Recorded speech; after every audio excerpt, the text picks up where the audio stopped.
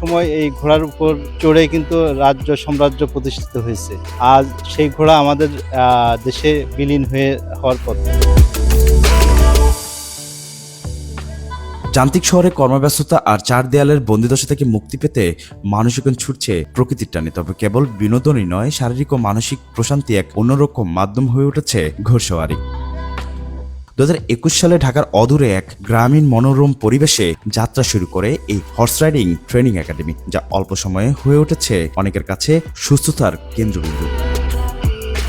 আমাদের দেশে কি যে ঘোড়া ট্রেনিং করানো হয় না এমন না, ঘোড়া ট্রেনিং করানো হয়, ঘোড়ায় চড়ে, কিন্তু আমাদের যে ইংলিশ যে প্যাটার্ন, যে ইংলিশ ট্রেনিং যেটা দেওয়া হয় নিরাপদে, আপনার একজন রাইডার ক্ষতিগ্রস্ত হবে না, নিরাপদে সে রাইড করতে পারবে, শিখতে পারবে, সেটা মাথায় রেখে আমাদের কোর্স কারিকুলাম সাজানো। এখানে কেবল শখ মেটাতেই নয়, অনেকে আসেন চিকিৎসা তাগিদে। গবেষণা দেখা গিয়েছে ঘোড়া চালানোর সময় রাইডারদের শরীর থেকে এক বিশেষ হরমোন নিঃসৃত হয়, যা মানসিক উদ্বেগ ও উৎকণ্ঠার বিষণ্ণতা থেকে দূর করতে জাদুকরি মতো কাজ করে এটি। বিশেষ করে অটিস্টিক বা পক্ষাগ্রস্ত রোগীদের জন্য ইকোথেরাপি বা ঘোড়ার মাধ্যমে চিকিৎসা বর্তমানে বিশ্বজুড়ে স্বীকৃত, কোনো ওষুধ ছাড়াই, যা বয়ে আনছে ইতিবাচক পরিবর্তন। হর্স রাইডিং আসলে অন্যরকম একটা ব্যাপার।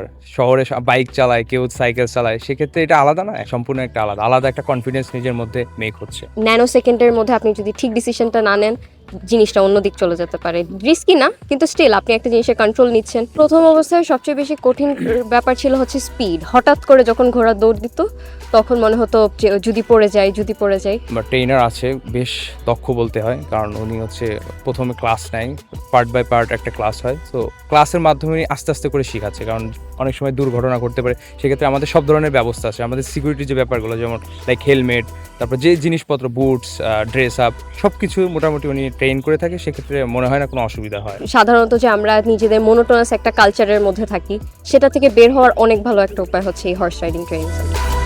শুধু শিক্ষার্থীরা নয়, অভিভাবকদের চোখে ধরা পড়ছে বড় পরিবর্তন। মোবাইল আসক্ত থেকে ফেরাতে কিংবা ছেলে মেয়ে জড়তা কাটতে ঘোড়সওয়ারি হয়ে উঠেছে অন্যতম ভরসা।